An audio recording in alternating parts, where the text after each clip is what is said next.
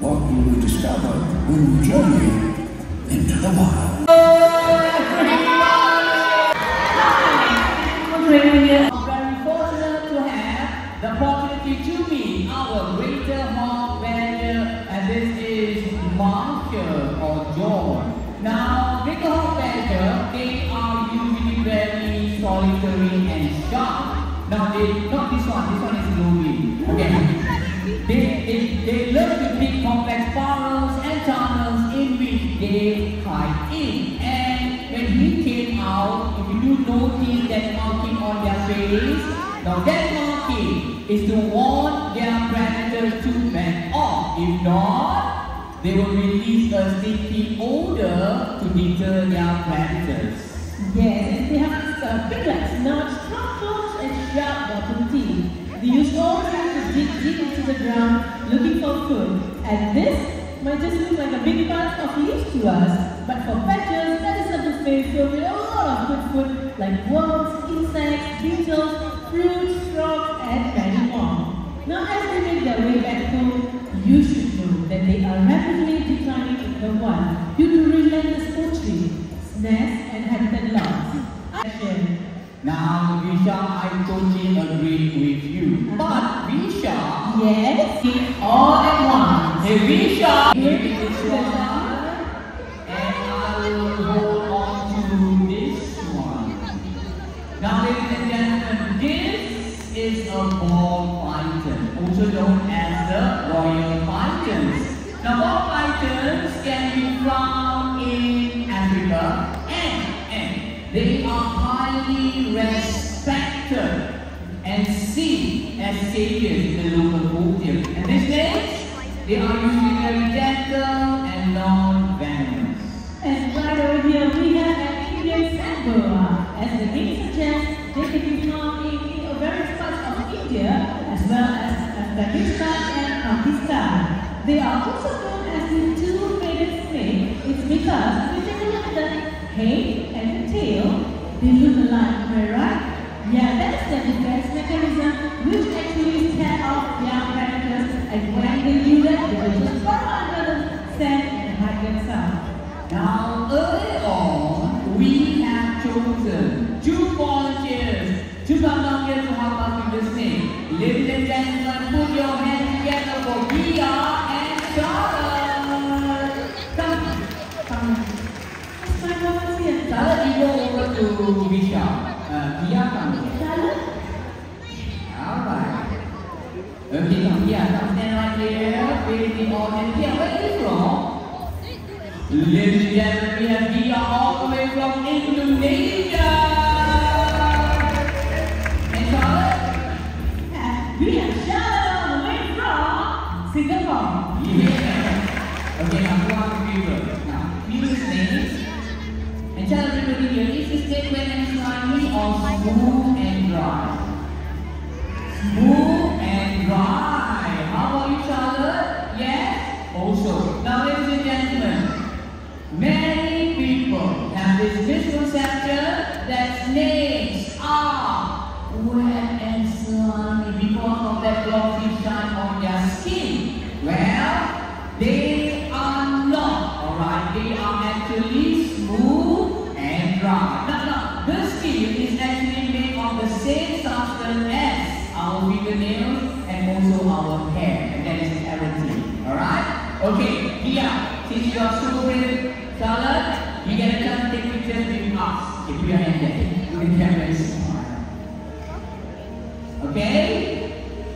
Alright, now ladies and gentlemen, once again, put your hands together for Gia and Charlotte.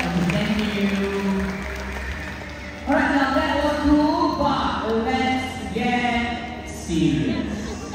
Now, when you buy yourself a fancy snake skin handbag or even pair of shoes, this is not what it's made of.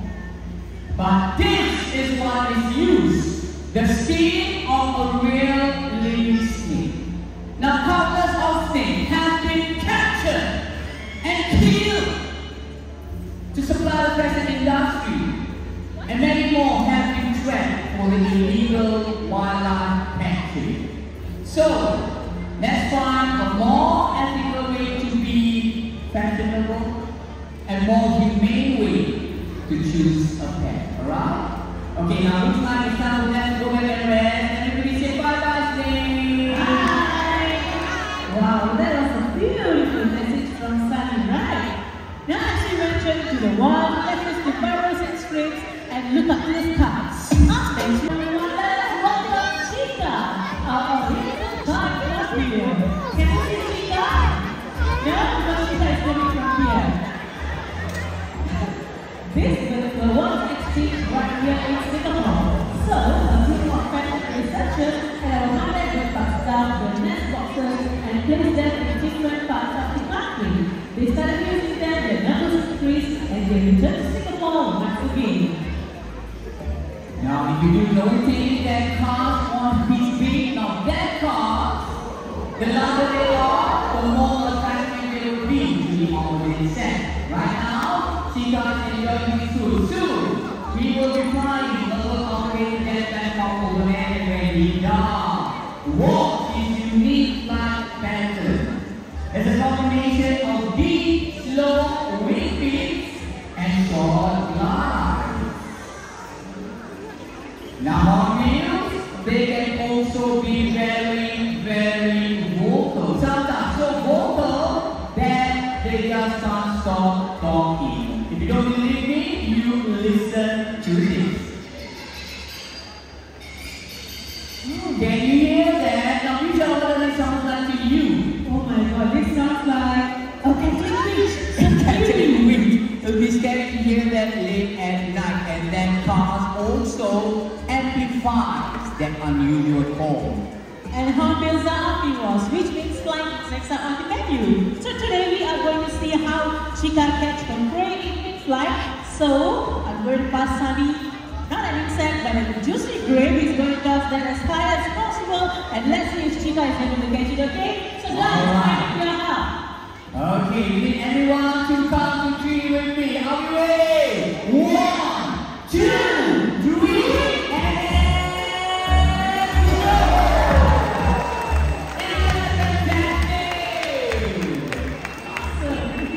now that's how agile they can be in the air. That's how sometimes they will just swoop down to get even a flying insect on the road. Right, and up next we are going to meet another bird who looks rather intimidating, but actually they're quite gentle. Vultures are scavengers. They do not hunt for live animals. They prefer dead ones. They have very good sense of smell, which allows them to sniff out carcasses far below the forest canopy. Now vultures, they are perfectly adapted for scavenging. They have extreme acidic stomach acid that they can digest just about anything. Also known as nature's cleanup crew, they do us a very big favor by preventing the spread of diseases such as rabies or TB without getting sick themselves. So let's give it up for Tiger and we see some vultures in the world. And here comes Mia and Hello. Now ladies and gentlemen, watch how they swing. Alright, look at that everybody. They actually jog the pattern around fairly slowly with all four legs. That is because they are designed to spend most of their time on land. Hey, how do these? Don't go away from me, I have a snacks for you. One.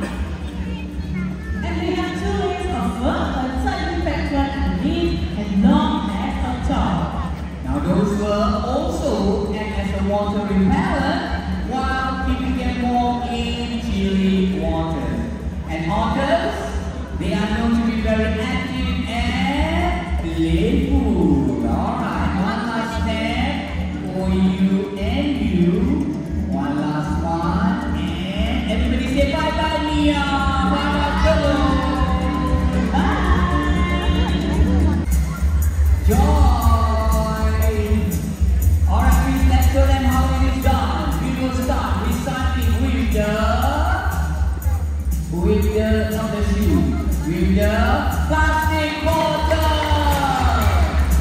Another plastic bottle. And then we have the tin can. And one last one. The last tin can. There you go, ladies and gentlemen. Now, if otters can recycle, so can you. Alright, now remember this. Clean rivers have happy otters. Ladies and gentlemen, say bye-bye, we.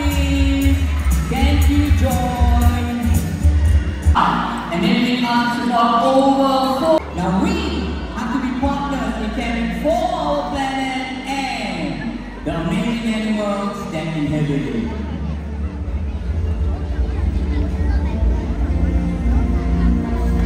As our journey into the wild comes to an end, remember this. A world without wildlife is a world without beauty.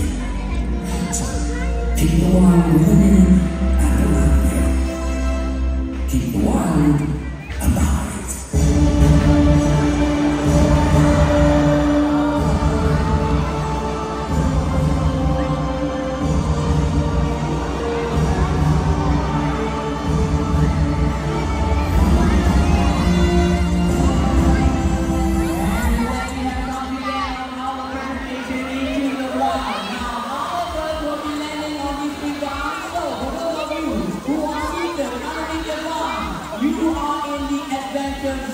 So when you're looking up, please close your mouth, just in case. Okay, you might even want to move aside before they drop something on you. Alright?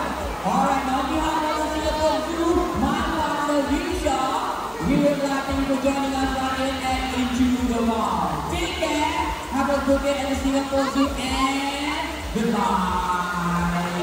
Happy birthday, Mama.